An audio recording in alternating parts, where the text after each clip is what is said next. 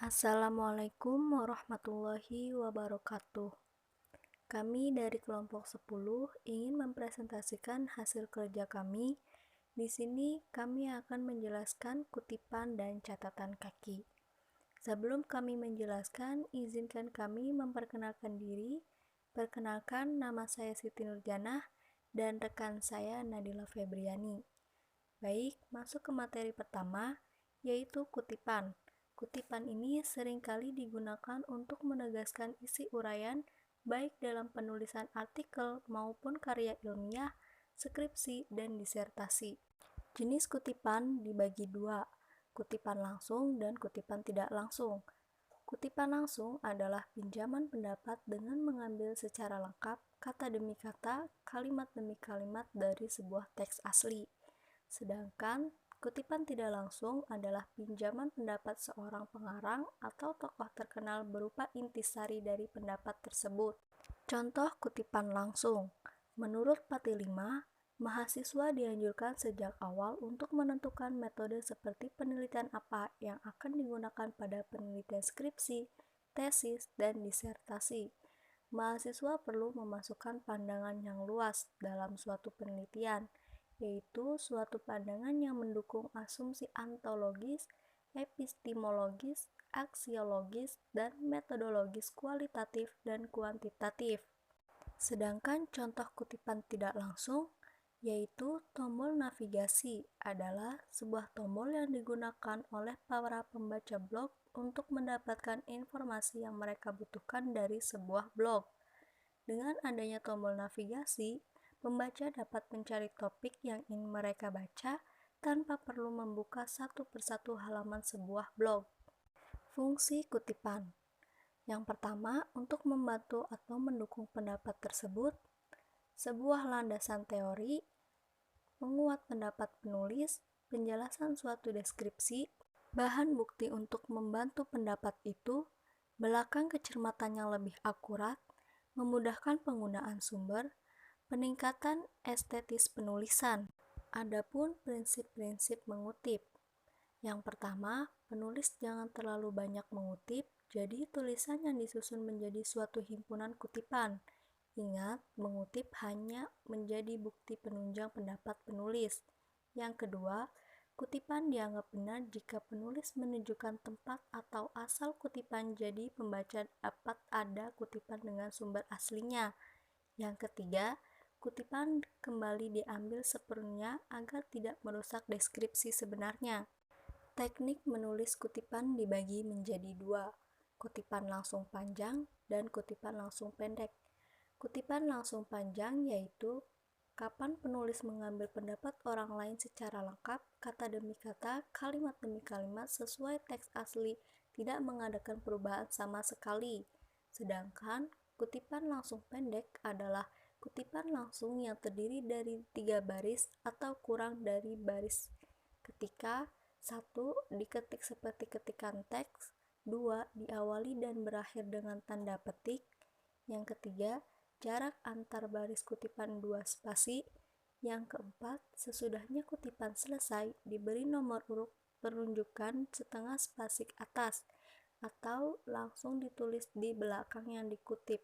Dalam tanda kurung ditulis sumber dari mana kutipan itu diambil, dengan menulis nama singkat atau nama keluarga pengarang, tahun terbit, dan nomor halaman tempat kutipan itu diambil. Contohnya, penulis, tahun, dan halaman. Selanjutnya akan dibacakan oleh rekan kami, yaitu Nadila Febriani. Nah, yang kedua ada catatan kaki.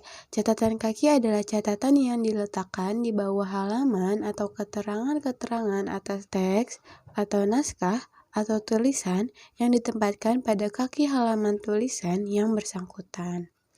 Nah, catatan kaki juga merupakan cara menandai identitas sumber rujukan, sekaligus merupakan salah satu bukti bahwa penulis benar-benar memiliki kejujuran ilmiah. Bentuk penandaan ini digunakan agar pembaca dapat mengetahui identitas sumber rujukan secara langsung pada halaman tempat kutipan berada. Lalu ada fungsi catatan kaki. Catatan kaki dalam penulisan ilmiah memiliki fungsi yang pertama sebagai sumber referensi, yang kedua sebagai catatan penjelas atau tambahan, yang ketiga gabungan dari keduanya. Lalu ada tujuan catatan kaki. Yang pertama, jaminan validitas fakta. Jaminan validitas fakta adalah menunjukkan tempat atau sumber bahwa yang disebutkan pada tulisan telah dibuktikan orang lain. Nah, yang kedua, itu ada menyampaikan keterangan tambahan. Menyampaikan keterangan tambahan adalah memperkuat uraian di luar persoalan dalam teks biasanya, yang berupa inti cerita, informasi tambahan, pandangan lain, komentar penjelas tidak penting, dan sebagainya. Nah, yang ketiga itu ada memberi apresiasi. Memberi apresiasi yaitu memberikan penghargaan rasa terima kasih pada orang yang telah dikutipnya dan sekaligus menunjukkan kesaling terhubungnya kajian tersebut dengan orang lain. Nah, yang terakhir ada merujuk bagian lain dalam tulisan. Merujuk bagian lain dalam tulisan. Maksudnya, referensi melihat bagian lain dalam tulisannya, biasanya dengan singkatan-singkatan tertentu. Adapun prinsip catatan kaki, yang pertama, penggunaan nomor urut penunjukan yang sama, baik dalam teks maupun dalam catatan kaki, dituliskan setengah spasi ke atas. Yang kedua, nomor urut penunjukan berlaku untuk seluruh tulisan tidak per halaman. Nah, yang ketiga, ikuti aturan teknis pembuatan catatan kaki yang berlaku. Lalu ada teknik pembuatan catatan kaki. Yang pertama, harus disediakan ruang secukupnya di bagian bawah halaman tulisan. Lalu yang kedua, beri garis di bagian bawah baris terakhir dari teks di tiap halaman. Yang ketiga, beri nomor penunjuk di bawah garis dengan jarak cukup dan menjorok ke dalam 5-7 ketukan. Yang keempat, catatan kaki baris pertama dituliskan setelah nomor penunjukan.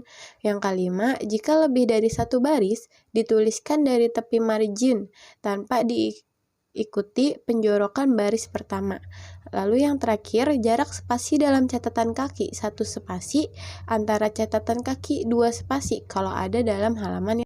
Lalu di samping kiri kita ada unsur dalam catatan kaki sumber referensi. Yang pertama yaitu pengarang, judul, data publikasi, dan nomor halaman. Lalu di kanan ada singkatan dalam catatan kaki. Sebenarnya singkatan dalam catatan kaki itu ada banyak, tapi saya akan menjelaskan beberapa saja.